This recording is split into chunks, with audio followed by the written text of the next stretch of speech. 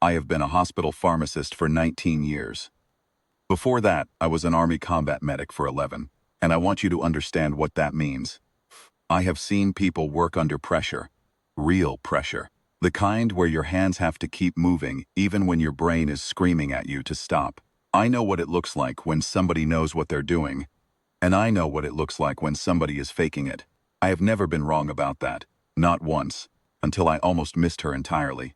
She came to the fourth-floor surgical prep corridor on a Wednesday morning in October. Float nurse, they said, filling coverage while the credentialing office worked through her paperwork.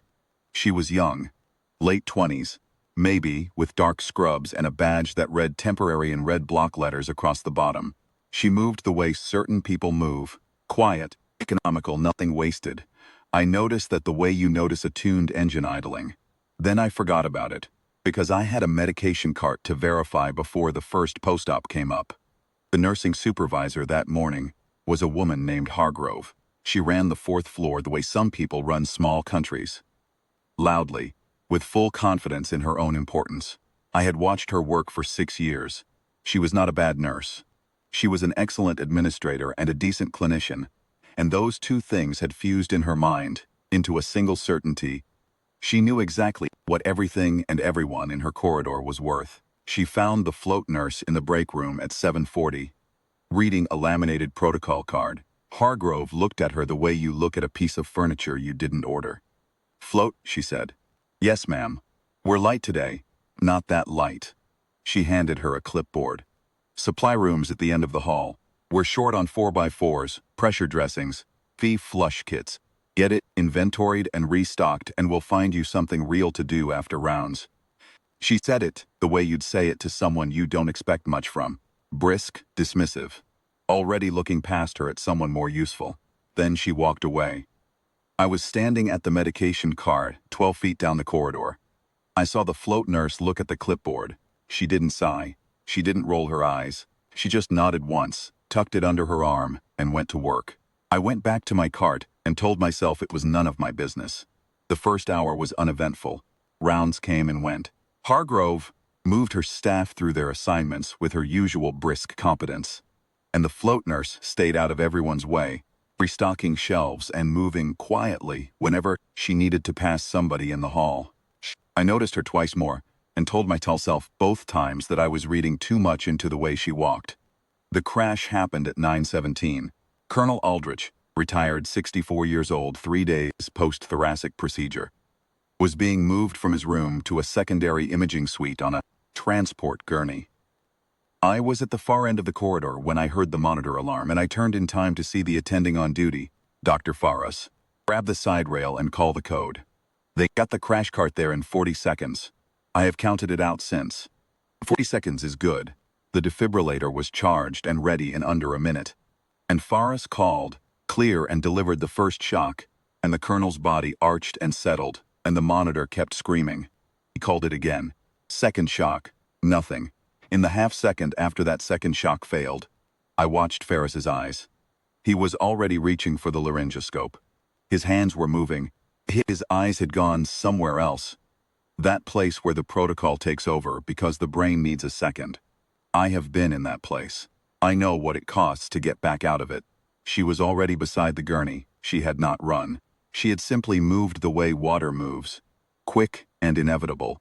And her hands were already on the colonel's chest.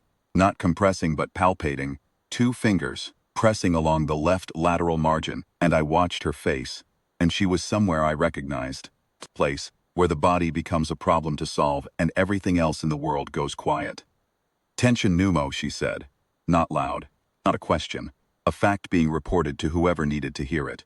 Ferris looked at her. He had never seen her before in his life. Left side. Procedure site. She was already pulling a 14-gauge eye catheter from the kit on her belt. Not the crash cart, own kit. And I watched Ferris process that in real time. The catheter, the hands, the certainty in her voice. Fact that she had assessed something he had not yet seen. He gave her 1 second. That was all she needed. The needle went in at the second intercostal space, mid-clavicular line. I have performed that procedure. I know exactly what it requires, and exactly what it feels like when it's done right. She did it in one smooth motion. and the hiss of released pressure was audible to everyone in that corridor. And the colonel's oxygen saturation, I watched the monitor, began to climb. "Third shock," she said. Farah said, "Clear." The colonel's heart restarted on the rhythm strip at 09:21:44. I have the time memorized because I wrote it down that night. She stepped back the moment the resident took over compressions and monitoring. She did not announce herself. She did not wait for acknowledgement. She stripped her gloves, dropped them in the waste bin at the end of the gurney, and stood against the wall with her hands at her sides, the way you stand when the job is done, and the credit belongs to the team. It was then that I saw them. She had reached across the gurney during the needle decompression, and the motion had pulled the neckline of her scrub top to the side for just a taint. Long enough, dog tags on a chain, military issue, worn smooth, the kind that had been worn every day for years. She tucked them back without looking down. A gesture so practiced, she didn't know she was doing it. I stood there with my medication cart and felt something settle into place. The visiting party arrived at 10:45. Dr. Friss found me at my cart about 20 minutes after the save. He wanted to know who she was. I told him I only knew what her badge said. He stood there for a moment, the way a man stands when he knows he came close to something and is still working out what it was. Then he walked back to his patients and said nothing more, and I understood that too. Some things you process quietly, on your own time. I was at the nurse's station when the elevator opened. 7 people. A U.S. Army captain in dress greens, and 6 men behind him in the same. The kind of dress uniform that means something. The flash on the beret, and the ribbons that tell a story if you know how to read them. They were coming to see Colonel Aldrich, his people, the men who had served with him or been shaped by the same world. The captain had a visitor's pass clipped to his pocket and a paper with a room number on it, and he was reading it the way you read a map, when you are almost there. He was 8 feet into the corridor when he stopped. She was at the nurse's station, writing in a chart. She had not looked up. He looked at her for 3 full seconds. Then he said, quietly, one word, "Calloway." She looked up. I have tried to describe what happened next, and I cannot do it without it sounding smaller than it was. The 6 men behind him came to attention. Not together, not like a drill, but one after another, each one recognizing something, and each one straightening in the same way.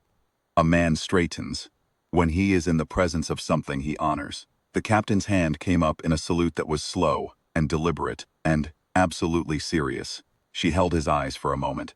Then she stood from the stool and returned it. Clean, precise, no hesitation. Hargrove was standing at the medication cart 4 feet from me. She had been there for the last 10 minutes doing a routine check, and she had watched the whole thing. I did not look at her face. I did not need to. I could feel the silence around her. I found out later, from the captain in the hallway, while he waited for the colonel to be cleared for visitors, what Calloway meant. 2 deployments. Kunar Province. A 7-hour cutoff engagement in a mountain pass, 9 men down or wounded, no medevac, no resupply, and 1 medic working alone until extraction. 9 operators made it out alive. She was 23 years old. She had a silver star somewhere in a drawer that she never talked about, and a civilian nursing credential she was still working on, and a temporary badge, with temporary in red letters, that she had worn all morning, without complaint while she restocked shelves. The captain shook his head slowly when he finished telling me. We look for her name on every roster, he said. Every unit, she might come through. Because if you don't know who you've got standing next to you, you don't know how lucky you are. I thought about Hargrove standing at that cart in the hallway. I thought about the clipboard she'd handed over that morning, and the word she'd used, the dismissal threaded into a simple logistics task, the way contempt always hides itself in the ordinary. I did not say any of this to the captain. He already knew. What I thought about driving home that night was this. I spent 11 years as a combat medic, and I came home and I put on civilian clothes and I became invisible. The uniform comes off and the world stops seeing what you are. It sees the badge, the title, the temp designation printed in red. It sees whatever fits in the box it has already built for you. She walked into that building, and they handed her a clipboard and pointed her toward the supply room, and she went. She did not argue. She did not explain herself. She restocked the 4x4s and the flush kits, and she stayed out of everyone's way. And when the moment came, she was ready, the same way she had always been ready. Because that is what the training does. It does not stop when the uniform comes off, Captain said. Her call sign once and 6 men came to attention in a hospital corridor. Every person on that floor stood still and felt something they may not have had words for. I had words for it. I had carried them for 30 years. That morning, they finally meant something to someone else in the same building.